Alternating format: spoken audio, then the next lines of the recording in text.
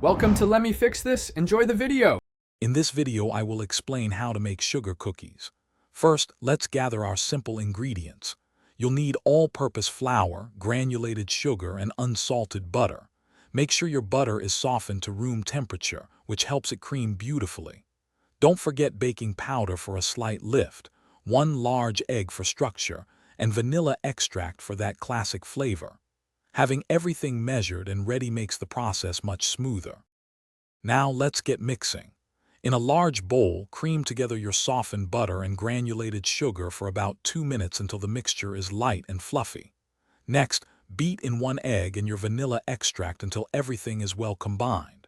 In a separate bowl, whisk together your flour and baking powder.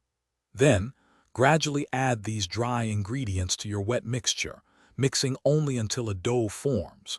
Be careful not to overmix, as this can lead to tough cookies.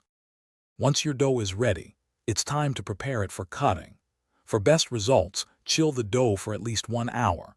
This makes it much easier to handle and prevents spreading. On a lightly floured surface, roll out your chilled dough to a uniform thickness of about 1/4 inch. Use your favorite cookie cutters to create fun shapes, dipping the cutters in flour between each cut to prevent sticking. Carefully transfer your cutouts to a parchment-lined baking sheet. Finally, it's time to bake and decorate your delicious creations. Preheat your oven to 350 degrees Fahrenheit.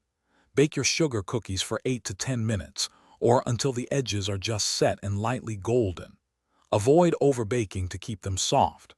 Once baked, let them cool completely on a wire rack before you start decorating with your favorite icing or sprinkles. While you're enjoying your baking, remember to stay refreshed. Check the description for a link to the Owala water bottle, as well as other great deals to enhance your kitchen adventures.